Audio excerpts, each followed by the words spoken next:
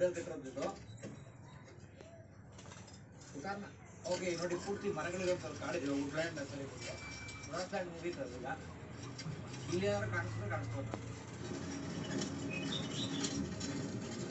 ನೋಡಿ. ಇದು ಆಮೆಗಳು ಎಲ್ಲ ನೀರೊಳಗಡೆ ಇದ್ದು ನದಿ ಒಳಗಡೆ ಈಗೆಲ್ಲ ಬಿಸಿಲುಕಾಯಕ್ಕೆ ಮೇಲೆ ಬಂದವು, ಬೆಳೆ ಬಿಸಿಲುಕಾಯಕ್ಕೆ. रिवर कौन सा रिवर है? ये डिपोलो है, काजीरंगा का मेन रिवर, एक ही रिवर है काजीरंगा में। ओके, ये डिपोलो बोलते हैं। डिपोलो नदी, यही रिवर फ्लड है।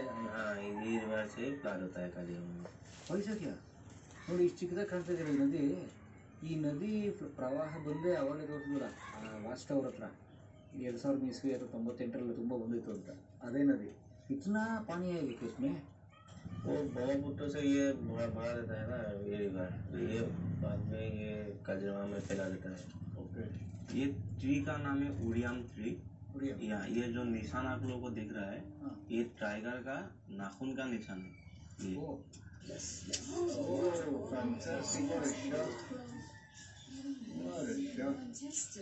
ಓಕೆ ನೋಡಿ, ಅದು ಮರದ ಮೇಲೆ ಮಾರ್ಕ್ ಇದೆಯಲ್ಲ, ಅದು ಆ ಮರದ ಮಾರ್ಕು ಹುಲಿ ಉಗುರಿಂದ ಹಿಂಗೆ ಪರಿಚಿರೋದು ಕಂಪ್ಲೀಟಾಗಿ.